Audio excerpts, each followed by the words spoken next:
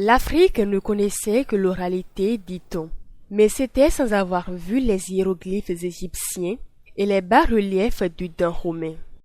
Le royaume du Dahomey fait partie des grands royaumes ayant marqué l'histoire de l'Afrique entière. Les rois du Dahomey avaient leur manière de raconter leur épopée sous forme imagée. Les bas-reliefs étaient de véritables picto-idéogrammes incrustés dans les murs des Adjalala, lieu où le roi reçoit ses hôtes, et de certains temples dédiés aux divinités Ronvé, notamment les divinités Torio, Agassou et Segbolissa. Apparu sous le règne du roi Agadia, le bas-relief raconte les exploits et les conquêtes du roi à qui appartient le palais. Quand on parle de bas-relief dans le royaume de Dahomey, les bas-reliefs sont considérés comme une écriture qui exprime certains refaits du royaume. On commence d'abord par traduire les résultats des guerres que les différents royaumes d'Aromé font. Et c'est suite à cette écriture maintenant qu'on traduit les noms forts de chaque règne. C'est pourquoi vous voyez, les barrières ne sont pas distribuées n'importe où dans le musée. C'est d'abord au niveau des auvents d'entrée. Les auvents d'entrée qui présentent l'entrée principale de chaque roi. Vous avez les emblèmes de ce roi-là reproduits sous forme de bas-relief sur les murs.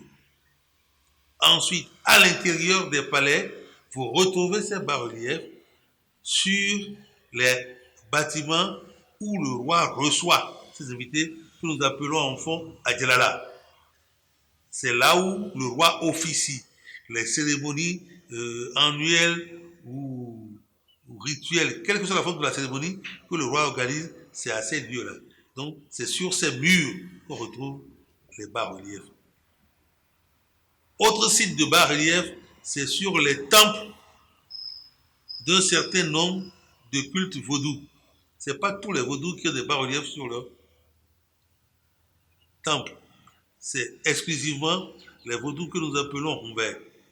On entend par vaudou Ronvé le Torio Agassou, le Segbolissa, le Hebioso, et d'un autre côté, ça ce n'est pas Ronvé, le vaudou Sabata. Les vaudous qui ont des bas-reliefs sur leur biosa. Elles sont apparues dans le royaume sous le règne du roi Agadia. C'est sous lui que c'est apparu, avec un certain Zodi. C'est lui qui a été le tout premier à réaliser ces bas-reliefs. Et ça a intéressé le roi. Il dit, ça c'est bien, il faut dupliquer, il faut continuer. Et c'est comme ça que ça a évolué jusqu'à nos jours. Du point de vue archéologique, contrairement aux hiéroglyphes égyptiens à notre connaissance, il n'existe pas encore une technique permettant de dater efficacement les bas-reliefs. Mais les recherches ont prouvé que ce patrimoine identitaire n'existe presque nulle part au monde sous la forme où elle se présente dans le royaume du Dahomey. Pour dater les bas-reliefs, c'est par leur étude, leur type d'étude. Et disons, la documentation chronologique se retrouve sur les photos, les premières photos qui ont été faites de ces bas-reliefs, où aussi vous avez quelques gravures de certains voyageurs qui ont laissé des gravures quand ils ont été frappés par cette créativité, comme je disais tantôt, typique. C'est donc de la terre qui a été moulée. Et ça, d'ailleurs, ça fait la spécificité de cette forme donc, d'écriture, si on peut dire, ou, disons, de conservation des événements passés. Puisque, comme vous le cela apparaît dans l'histoire de l'art. Les bas-reliefs d'Abomey sont vraiment une particularité donc, de la production artistique d'Abomey. La seule exception que l'on peut trouver, c'est au niveau donc, de certaines régions des Amérindiens, où l'on a retrouvé aussi des reliefs, n'est-ce pas, en terre, dans le support argile ou terre. Dans le royaume du Dahomey, la trilogie joue un grand rôle dans la structuration des bas-reliefs. Les bas-reliefs des palais de Glélé et de Guizhou sont des témoins de l'histoire. Une histoire construite où l'information est organisée selon 3 registres. Le registre inférieur montre l'attribut ou le symbole du roi. Le registre médian montre les exploits et les conquêtes du roi. Le registre supérieur montre les armes de guerre utilisées sous ce règne. Il existe 2 sens de lecture des bas-reliefs, la lecture verticale et la lecture horizontale. Mais il est à reconnaître que la trilogie impose une lecture verticale du bas-relief, notamment du bas vers le haut. Ainsi, sur les murs du Hadjalala du roi Guizhou, la lecture verticale de chaque bas-relief donne: Moi, Guizhou, j'ai fait de nombreuses guerres et remporté des victoires en utilisant ces armes que voici. Les bas-reliefs sont présentés d'abord sous forme de décoration sur le Hadjalala. Et en tant que tel, tout à fait en bas, vous avez le symbole du roi. Au milieu, vous avez les scènes de guerre. Au milieu. Et en haut, troisième rangée, vous avez les armes utilisées sous ce règne. Vous avez ici le buffle tout au long. Ça veut dire que c'est pour le roi Guizhou. Dans les armoiries de roi Guizhou, vous avez ce buffle. Il se compare, il se dit fort comme des buffles.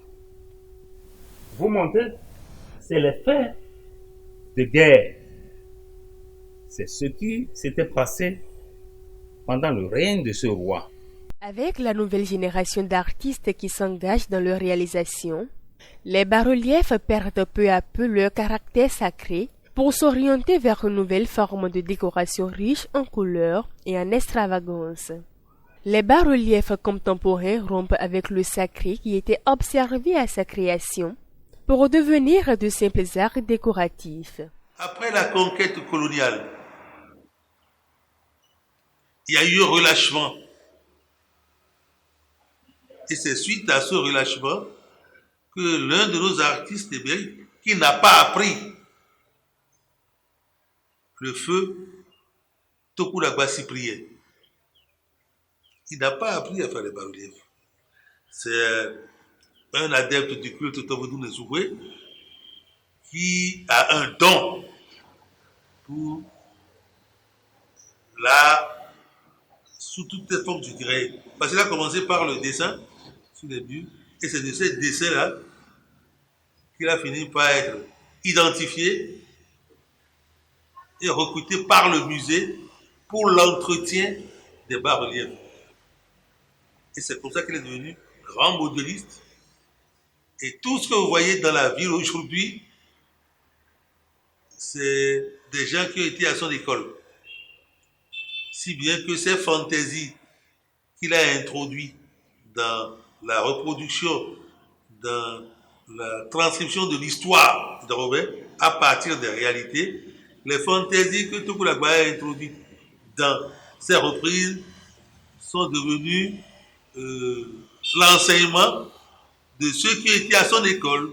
Je vous donne un exemple. C'est lui qui représente le buffle du roi Guizhou avec un mortier sous le buffle. Ça n'existe pas. Le buffle du roi Guizhou n'a jamais eu de mortier. En Fongoué, on dit Agbodo Grosreto. Le buffle en maturité traverse impunément la forêt. Pour une pérennisation de la qualité des bas-reliefs, afin qu'ils demeurent un patrimoine identitaire béninois et un patrimoine archéologique, plusieurs actions sont à entreprendre. La créativité n'est-ce pas, n'exclut pas, comment dire ça, l'innovation. Adopter de nouveaux matériaux n'est pas un problème en soi. Mais à propos de durée de certaines productions en archéologie, par contre, nous trouvons des éléments qui datent de plusieurs siècles et qui sont faits par exemple en terre cuite. Il y a des poteries rituelles, des poteries donc, comment dire ça, cultuelles, ou même des poteries donc, avec une signification de pouvoir, comme des regalias, que l'on peut retrouver. Et de même que, aussi curieux que cela puisse vous paraître, on a retrouvé aussi des sculptures sur pierre dans la région de Ouessé, par exemple. Donc, disons que dans l'ancien temps aussi, la préoccupation donc, de travailler des matériaux qui perdurent avait existé. Pour revenir à l'authentique, il est indispensable que les écoles de formation mettent l'accent dessus. D'abord, ce qui se fait en ville ne peut pas être fait dans le musée. Ça, c'est clair. Il faut respecter l'esprit dans lequel ça a été toujours fait quand il s'agit des palais royaux. Mais pourquoi ne pas faire l'effort de respecter le même esprit dehors, en ville, à partir du moment où c'est un patrimoine identitaire? Nous avons intérêt à reprendre ces jeunes artistes pour qu'ils puissent se ressourcer, revoir leur comportement et réétudier la présentation. Le bas-relief constitue un patrimoine identitaire qu'il faille sauver à tout prix car, comme le disait l'autre, la culture c'est ma culture, ma culture.